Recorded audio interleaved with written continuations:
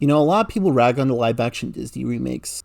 Quite a few people talk of as straight to DVD animated sequels. No one really talks of the spin off tie-in shows. And I think that is kind of a shame since I feel there's a lot of potential there. Though, I get this is a massive time investment. When I was younger and dilly-dallying around YouTube, like at least over 12 years ago, I just recall watching a lot of these shows on there. They were neat, kinda cool. And looking back on them now, I think there's a lot of merit to them. It's easy just to look back to movies and only really acknowledge the original movies, but there's a lot of good stuff in these shows too. Like, if you connected with these characters in the original movie, why wouldn't you want to see them with new adventures and dynamics? They bring back a lot of the same voice actors, so it feels like most of the same characters. The animation is often a downgrade, but I think there's a charm to the simpler style of animation. It's often at least visually appealing and likable, so there's always a plus. I figured I'd go through a few of these shows, at least the ones that I've seen growing up or checked out recently. Still a fair bit of show. I'll also talk of some of the Disney sequels in relation to them, since a lot of these bad boys put the sequels in context. None of that, it doesn't feel like a movie talk. And heck, I'll throw in some live action remake talk to really put these bad boys in perspective. Anyway, I figure I'd start with the earliest event that I've seen, Aladdin. And technically there's been series before this. Like there's this one of Little Mermaid which I haven't seen, more power to you if you have seen it. This one is noteworthy being created in relation to the first of the Disney sequels, Return of Jafar, which acts as a backdoor pilot for the series explaining why the parrot is part of the show. And King of Thieves is basically finale to the show, with the parrot leaving with the father. Weirdly, a lot of this is in relation to the parrot. I often felt a kinship to the parrot Iago, mostly because I could do a parrot impression, and not like a Gilbert Gottfried impression, like a literal parrot impression. Mommy, want a cracker? Aladdin, give me cracker. It makes going to the zoo kind of fun. Funny enough, my first impression of the show, outside of an awareness of the movies, was actually a clip of Jasmine slowly turning into a snake, which I just found fascinating for some reason. I mean, snakes are weird animals, but she was kind of cute as a snake. The episode also ends with Aladdin also turning himself into a snake person, as a declaration of love to Jasmine. No! Aladdin, what have you done? Look, if we can't be together as people, then we'll be together like this. So doing that subversion of the Beauty and the Beast trope, with both becoming ugly way before Shrek did it, they do become normal people later anyway. I'll admit it's funny how Return of Jafar is basically a scam. I mean, they do bring back Jafar with the original voice actor and all, but with an anticipation like that, people expect more of an event rather than just a backdoor pilot for show. Like, think of something like Return of the Joker. That feels like a real event of, holy crud, this guy's back. Here are big proportions taken up by the silly lie reveal story, visuals which aren't on par with the original, a good deal revolving around the bird. I mean, I respect the scam paying off, so good on them there. Pull more stupid children. I mean, I draw the line at live action remakes, but I can respect for straight to DVD sequels. Also, characters like Abysmal will become recurring antagonists in the show. Jafar also makes one other appearance, but I'll get to that later. I mentioned voice actors from the movie returning for show, so I must say the voice actor for Aladdin, Scott Winger, really knocks it out of the park. Like, he still passionately plays Aladdin as the noble street rat who wants to do good. All the cast does great. It's kind of funny counting the sequel movies and the TV show. Iago spent way more time as a good guy with Aladdin rather than being a villain with Jafar, especially counting the episodes in the show. But more people will just associate him with a villain because they only really seen the first movie. It really puts things into hindsight. The one voice actor who doesn't return is Robin Williams as a genie, which if you understand the behind scenes stuff, that's really understandable. He's replaced by the guy who plays Homer Simpson, and he does a pretty good job. Not Robin Williams great, but he brings his own enthusiasm. This will not be the wildest notable star from an adult animated show to replace the voice of a Disney character. I'll certainly tell you that. It's also interesting how the live action Aladdin movie sets up the genie to have a family after leaving Aladdin in that movie, which would bring a different dimension to him returning in that movie. No cushion up in the lamp there. Also, Iago isn't much of a presence in that movie, so it's unlikely he'll become a reformed ally. Jafar did tease his return in that movie, so who knows. It's interesting for the King of Thieves finale movie. There's apparently talks for the sorcerer character of the show to be the main villain, and to be like secretly related to Aladdin or Jafar. But they ended up not going with that, rather a new character to be introduced in the movie. Guess it makes sense they tried marketing this as a standalone movie rather than tying to the show, since they also managed to literally bring back Robin Williams for this movie. I don't think he does much in the movie, but he is pretty unhinged with his jokes. Oh, also I figured I mentioned a crossover episode with the Hercules show, which actually happened on the Hercules show crossing over with Aladdin, but I figure I mention it here. The episode's honestly pretty epic. I mean, of course it's through a TV budget, and it basically amounts to, oh, Aladdin's the brains and Hercules has bronze. But it's kind of fun having to interact off each other. We also get a silly team up with the villains Jafar and Hades, where Hades can't stand Jafar. So canonically, Hercules was the one to take out Jafar. Herc, care to do the honors? Gladly! No! It got me!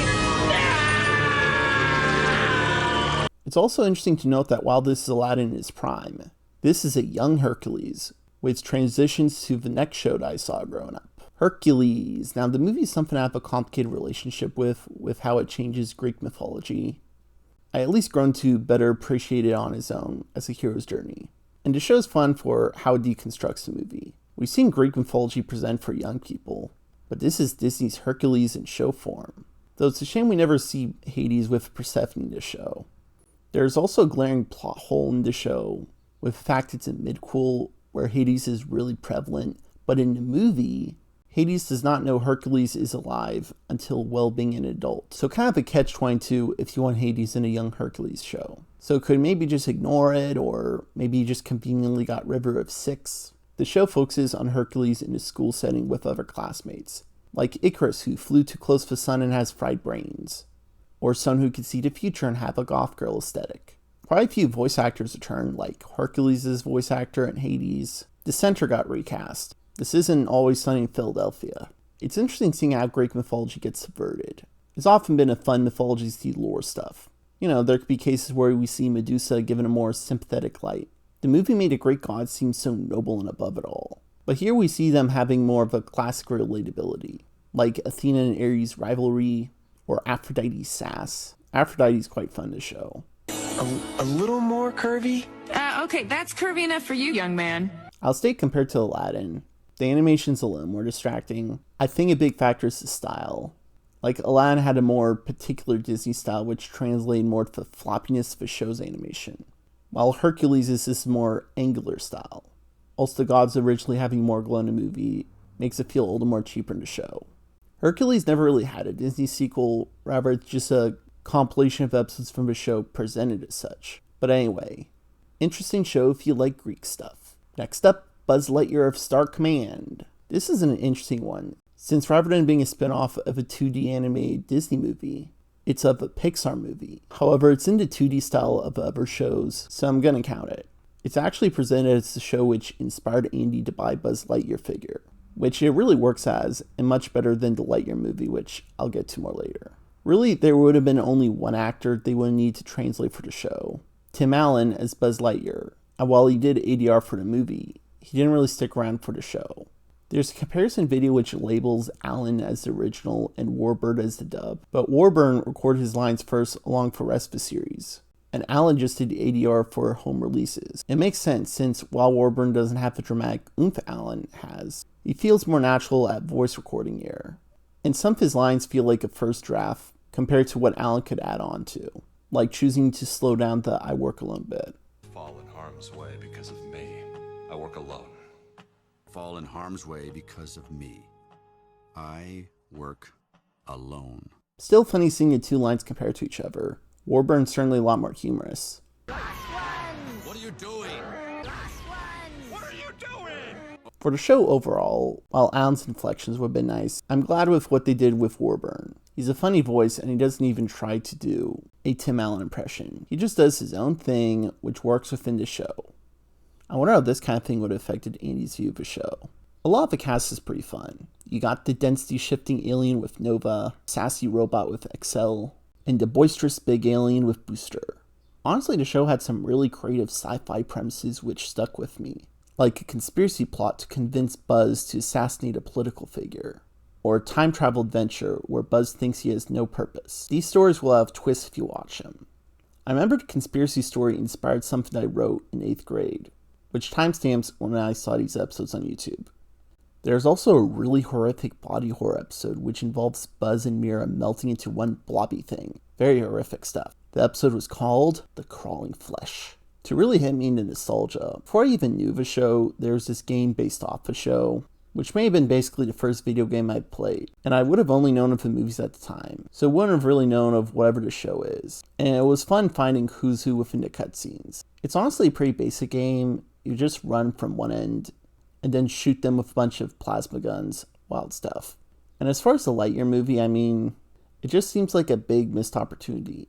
Like, it avoids a lot of fantastical stuff the show touches on for a more drab science fiction movie. That's a common thing in movies, take out the more wild elements. The show has some interesting elements I recommend. Now we have The Legend of Tarzan, which I gotta be honest, growing up with all these shows that I've watched, I think this was my favorite at the time. Like, I basically had this rank of Aladdin, Lightyear, Hercules, and then Tarzan, while struggling to come up with a fifth spot. And while revisiting it, I think it still slaps. It's hard to say whether it's still my current favorite. I think I need to have more of a deep dive into the shows to really have a ranking with them. A factor being, I like the jungle aesthetic, and it recaptures the feeling of Tarzan while being on a lower budget. The theme song's pretty epic. I will say this is the one show where basically none of the original cast returns, which affects my original thesis for this video. Tarzan, Jane, Tantor, they're all different people. Though I think a lot of the voices are pretty good. To explain some of my likings, I think the jungle aesthetic's pretty fun and the various wildlife to interact with. I think there's a fun sense of wonder with how the animal people interact with the civilized people, with the animals giving insight into the jungle while the civilized ones give insight to modern inventions and idioms. And I think Tarzan's just a strong presence. We're used to goofy protagonists, and it's possible for one to be too serious. Tarzan's a good strong presence while also able to dryly quip. There's some interesting premises. There's a time they deal with dinosaurs, that's pretty cool. While it has some more generic explorer people and some scaly raptors. There's an episode which deals with having a leopard cub, which is an interesting parallel for Tarzan, accounting his parents were killed by a leopard. This is what I like about the shows, for they could take premises that were just black and white conflicts and showing shades of morally gray, like with the leopard. It does have a point where Tantor and Turk are confused by the leopard's gender, and like, you could just look. There's also a running gag of Tantor being confused that Turk's a girl, which I might find humorous. This is also where Tarzan learns the phrase, a leopard changing his spots. That's kinda cute. In the tie-in movie front, there's Tarzan and Jane, which is literally just 3 episodes of a show strung together. They aren't the best episodes in the show, and probably best they didn't use the best episodes, since no matter what, people are gonna hate on it. Doug did. Respect to just stop not reviewing this as part of his collection knowing what it was. It's just kind of a shame, since even though they had a tie-in movie to cash in on the Disney sequel front, there is a show that I'd vouch for behind it. Hey, there's a point where Jane's dad does a dance on lava here. There's also Tarzan 2, which is a mid-quel to the main Tarzan, and has a more cinematic look. Probably a good distinguisher there. Disney hasn't had a live-action adaptation of Tarzan, though I know there's other Tarzan adaptations to look back on. Oh, there's this interesting crossover with the Atlantis show which never got picked up. Interesting stuff there. A picture speaks 1,000 words. With that, I introduce you to the fantastic world of gay sex. Okay, I apologize for that bad joke. Anyway, that covers the shows that I checked out when I was younger, YouTube style. But I figure now, I touch on shows that I checked out more recently. I never really watched the Timon and Pumba show. Seems like a smart move just to spin off a warthog and meerkat for weird comedy stuff. I've seen some clips and it seems quite unhinged, like the whole circle of life clause. So, I quote, the party of the first part, that's you. Probably explains the creation of Lion King 1.5. I don't know how much ties into that. Then there's the Lilo Stitch show. This I basically checked out because the live action adaptation sucked, and saw there was a bunch of other Lilo Stitch content. I've seen the original movie, but not the follow-up stuff. So I figured, you know what, I'd check out the other stuff. I was gonna do a video specifically on Lilo and Stitch content, but realizing I had a history of Disney shows, I figure I just talk about all of them. Not gonna lie, I think part of my kinship with Stitch is that I could pull off a Stitch impression. Ohana means family. Not like stage capitalism, family. Kino shit. It falls into the same trap as Tarzan, having a movie tie-in for show, in a sequel that tries to replicate the original movie style. Only both are sequels to the movie, which creates a weird continuity question. I mean, I guess Lilo and Stitch 2 could be seen as before the events of a show. I don't really care for it. Doesn't really capture the magic of original. I much prefer the zany tones of a show. This is by far the goofiest of his shows, but I think it's all the better for it. It involves Stitch and the gang trying to capture these Pokemon Stitches with creative powers. All these adults and advanced aliens are following the leadership of this 2-year-old girl and her chihuahua. It's great.